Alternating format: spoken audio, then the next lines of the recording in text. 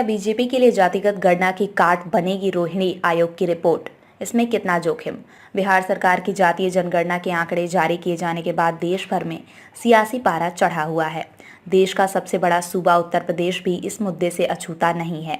यहाँ विपक्ष ही नहीं बल्कि सत्ता पक्ष में शामिल भाजपा के सहयोगी दल भी जातीय जनगणना की मांग को फिर से उठाने लगे हैं। एनडीए के घटक दल अपना दल एस और सुभा सपा ने भी जातीय जनगणना कराने की मांग उठाकर भाजपा पर दबाव बढ़ा दिया है। इसके साथ ही अब रोहिणी आयोग की रिपोर्ट लागू करने की मांग भी उठने लगी है। सुभा सपा के राष्ट्रीय मुख्य प्रवक्ता अरुण राजभर का कहना है कि उनकी पार्टी जातीय जनगणना के साथ साथ रोहिणी आयोग की रिपोर्ट को लागू करने की मांग भी कर चुकी है। पहले जानते हैं क्या है रोहिणी आयोग। 2 अक्टूबर 2017 को जारी अधिसूचना के तहत अन्य पिछड़ा वर्ग के लिए 4 सदस्यीय रोहिणी आयोग का गठन किया गया था। यह आयोग अन्य पिछड़ा वर्ग ओबीसी के उप वर्गीकरण की जांच करने को लेकर दिल्ली उच्च न्यायालय के सेवानिवृत्त मुख्य न्यायाधीश जी रोहिणी की अध्यक्षता में बना था। सामाजिक वित्त और अधिकारिता मंत्रालय के मुताबिक भारत के संविधान के अनुच्छेद 340 के अनुसार इस संविधान आयोग की स्थापना की गई। आयोग बनाने का उद्देश्य क्या था?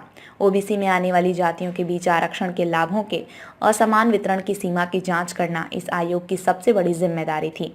वहीं ओबीसी के तहत उपवर्गीकरण के लिए वैज्ञानिक दृष्टिकोण से तंत्र मानदंडों और मापदंडों पर काम करने की जिम्मेदारी भी इस आयोग को दी गई थी। इसके साथ ही ओबीसी की केंद्रीय सूची में कई प्रविष्टियों एंट्री का अध्ययन करना भी इसके उद्देश्यों में शामिल है। आयोग को मौजूदा ओबीसी की केंद्रीय सूची में दिख रहे दोहराव, अस्पष्टताओं, विसंगतियों, भाषाई या ट्रांसक्रिप्शन से संबंधित गलतियों के सुधार की सिफारिश करने का काम भी सौंपा गया था।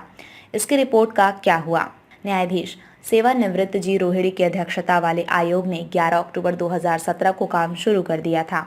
तब से ओबीसी का उपश्रेणीकरण करने वाले सभी राज्यों और संघ शासित क्षेत्रों और अन्य पिछड़ा वर्ग आयोगों के साथ चर्चा की गई।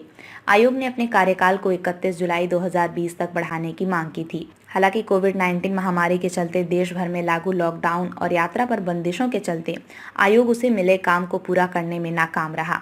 इसलिए आयोग के कार्यकाल में 14 बार विस्तार किया गया। अंततः रोहिणी आयोग ने 31 जुलाई 2023 को राष्ट्रपति द्रौपदी मुर्मू को अपनी रिपोर्ट सौंप दी। हालांकि रिपोर्ट में सामने आए सुधारों और सिफारिशों को अब तक सार्वजनिक नहीं किया गया है। रिपोर्ट लागू होने से किसे लाभ होगा?